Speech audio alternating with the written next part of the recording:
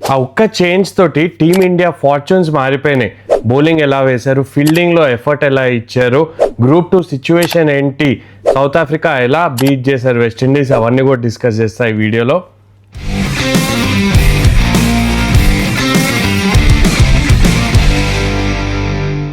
సరే, ఒక్క చేంజ్ గురించి మాట్లాడాను కదా. ఒక్క చేంజ్ ఏంటంటే సంజు శాంసన్ని టాప్ ఆఫ్ ది ఆర్డర్ తేయడం. తను రన్ స్కోర్ చేసింది పెద్దగా లేదు, 25 ఏమో స్కోర్ చేశాడు. కానీ తను క్రియేట్ చేసిన ఇంపాక్ట్ ఏదైతే ఉందో నేను మాట్లాడతా దాని గురించి. ఇండియన్ బ్యాటింగ్ లైనప్ ఈ మ్యాచ్లో ఏదైతే చూస్తే టెంప్లెట్ ఏదైతే ఫాలో అయ్యారో లెఫ్ట్ హ్యాండర్స్ ప్యాటర్న్ బ్రేక్ చేశారు. అంటే ఇద్దరు లెఫ్ట్ హ్యాండర్స్ ఉన్నప్పుడు బహుశా సికిందర్ రాజా ఫస్ట్ ఓవర్ వేసేవాడేమో, కానీ సంజు శాంసన్ రావడంతో 7th ఓవర్ వరకు స్పిన్నర్ని వేయలేదు. దానివల్ల ఏమైందంటే సంజు శాంసన్ స్టార్ట్ అందించాడు. దాంతోపాటు అభిషేక్ శర్మకు కూడా ఫాస్ట్ బౌలర్స్ తను ప్రిఫర్ చేస్తాడు. స్టార్ట్ ఆఫ్ ద ఇన్నింగ్స్లో ఫాస్ట్ బౌలర్స్ వచ్చారా మంచి షాట్స్ ఆడగలుగుతాడు.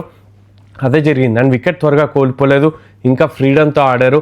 అండ్ పవర్ ప్లేలో మీరు చూసుకుంటే ఆ ముగ్గురు బ్యాటర్సే ఆడారు. ఇషాన్ కిషన్ చాలా మంచిగా ఆడాడు, Sanju Samson and Abhishek Sharma much needed half century. దానికన్నా ఇంపార్టెంట్ ఏంటంటే టీం ఎలా అయితే ప్యాటర్న్ ఫాలో అయ్యారు. మీరు ఒకవేళ బ్యాటింగ్ ఆర్డర్ గురించి మాట్లాడితే ఇషాన్ కిషన్ ఆ పవర్ ప్లేలో వచ్చి తను కూడా షార్ట్స్ ఆడడం చూసాం. పవర్ ప్లే తర్వాత కూడా 10th ఓవర్ వరకు అభిషేక్ శర్మ, ఇషాన్ కిషన్ గైడ్ చేశారు. తర్వాత సూర్యకుమార్ యాదవ్ వచ్చి క్విక్ ఫైర్ నాక్ ఆడాడు తను కూడా. అండ్ తర్వాత హార్దిక్ పాండ్యా ముందు రావడం, తను ఒక అద్భుతమైన హాఫ్ సెంచరీ. తిలక్ వర్మ, ఇప్పుడు మాట్లాడిన స్ట్రైక్ రేట్ గురించి, తిలక్ వర్మ అని డౌట్ చేసిన వాళ్ళు నిజంగా క్రికెట్ సరిగ్గా అర్థం చేసుకునే వాళ్ళు. ఎందుకంటే తను నంబర్ 3లో ఆడుతున్నప్పుడు తన రోల్ డిఫరెంట్గా ఉంటుంది. మీరు ఎంతమంది ప్లేయర్స్ చెప్పండి నంబర్ 3 అండ్ నంబర్ 6 కూడా ఆడగలే వర్సిటాలిటీ ఎంతమంది ప్లేయర్స్కి ఉంటుంది. మీరు అభిషేక్ శర్మకి చెప్పగలుగుతారా మీరు వెళ్ళి నంబర్ 6లో ఆడి రన్ స్కోర్ చేయని? ఇషాన్ కిషన్ ఆడగలుగుతాడా? సంజు శాంసన్ ఆడగలుగుతాడా? సంజు శాంసన్ ట్రై చేశారు ఆ ఆర్డర్లో, ఫెయిల్ అయ్యాడు. ఎస్, జింబాబ్వే బౌలింగ్ అటాక్ అంత స్ట్రాంగ్గా లేకుండే, వాళ్ళు సరిగ్గా బౌలింగ్ వేయలేదు, బిలో పార్ బౌలింగ్ వేశారు.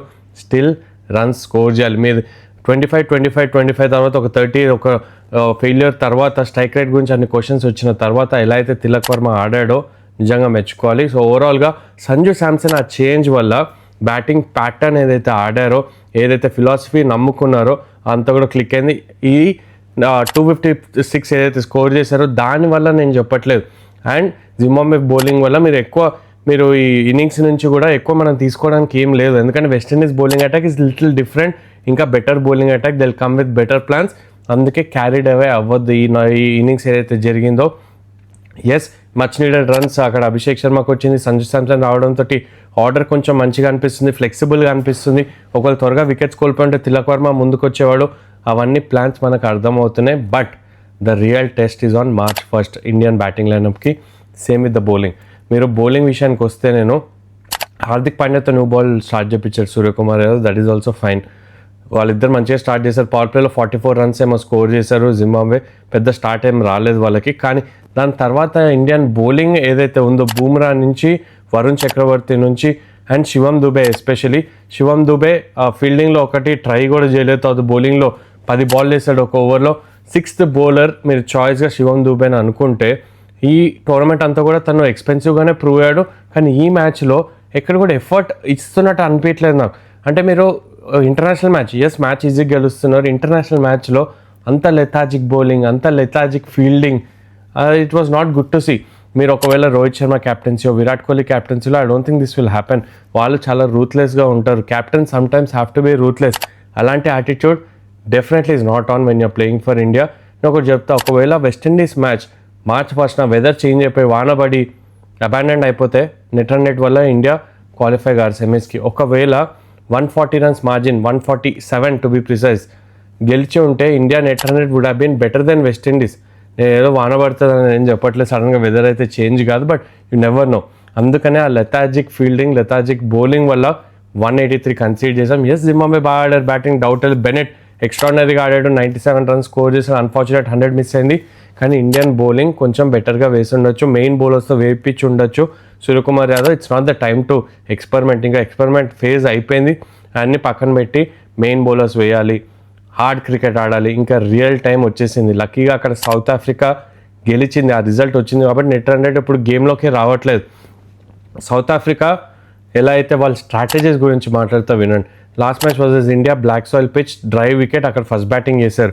రెడ్ సాయిల్ పిచ్ అనగానే వాళ్ళు బౌన్స్ని నమ్ముకున్నారు. వాళ్ళకి తెలుసు 40 ఓవర్స్ పిచ్ చేంజ్ కాదని. ఫస్ట్ టాస్ గెలిచి బౌలింగ్ ఎంచుకున్నారు. వికెట్ రీడ్ చేయడం, కండిషన్స్ రీడ్ చేయడం, I know they playing in one stadium, majority of the matches వాళ్ళకి అర్థమవుతుంది. కానీ ఫ్లెక్సిబుల్గా ఉండాలి. ఫస్ట్ బ్యాటింగ్ ప్రతిసారి మనకి ఇది వర్కౌట్ అయింది కానీ అట్లా చేయట్లేదు.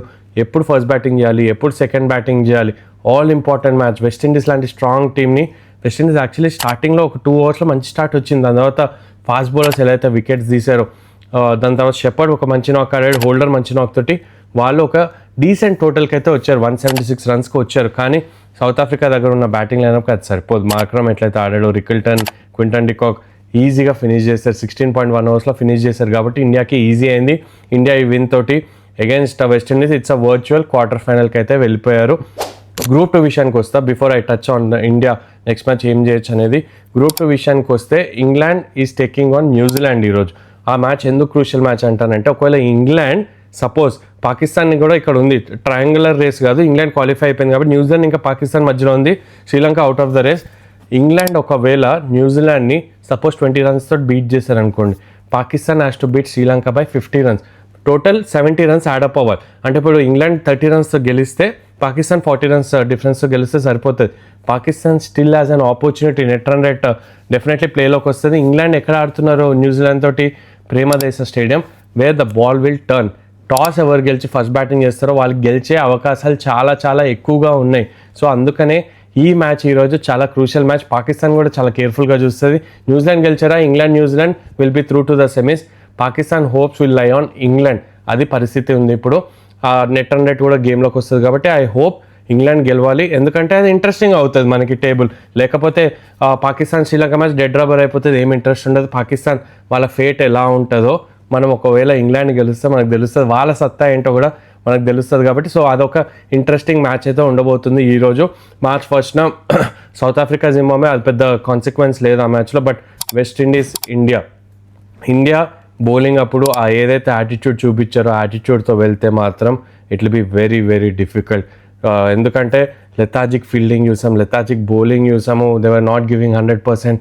వరల్డ్ కప్ మ్యాచ్లో దిస్ ఈజ్ నాట్ ఆన్. బ్యాటింగ్లో 256 రన్స్ స్కోర్ చేసాం కదా అంటే it was a weak bowling attack. బౌలింగ్లో అంత వాళ్ళ ప్లాన్స్తో కూడా ఎక్కువ వేయలేదు. You can't take much out of this batting effort. నన్ను అడిగితే it's false confidence. Only thing which went right is the game plan. Sanju Samson ఆడిపించడం was a good move, work out అయింది. ఎందుకు అయింది అంటున్నా అంటే ఇద్దరు left handers were struggling. Off spinner race చేసేసరికి ఇది అక్కడ కొంచెం స్టక్ అయిపోతున్నట్టు కనిపించింది కాబట్టి అదొకటి మంచి move. Yes, runs on the board is always runs on the board, no doubt about it, నేను కాదనట్లేదు. కానీ మనం ఎక్కువ దీని గురించి ప్రేజ్ చేసి లేకపోతే ఓవర్ బోర్డ్ వెళ్ళి లేకపోతే ఇండియా గెలిచేస్తుందని మాట్లాడడం అది కరెక్ట్ కాదు. I think still we have work to do. ఇంకా ఇండియా బెస్ట్ క్రికెట్ ఆడలేదని నాకు అనిపిస్తుంది. All facets of the game చూసుకుంటే బ్యాటింగ్, బౌలింగ్ అండ్ ఫీల్డింగ్ ఇంకా బెస్ట్ రాలేదు. Hopefully versus West Indies best cricket వస్తుంది. హోప్ఫుల్లీ ఇండియా ఇక్కడ నుంచి పీక్ అయ్యి they will reach the semis and finals from there. అదంతా కూడా చూద్దాం. But I still feel India versus West Indies is the match to look forward to. Last match of the Super 8, India fate decide అవుతుంది. సెమీఫైనల్స్కి వెళ్ళాలంటే India best cricket ఆడాల్సిన అవసరం ఉంది.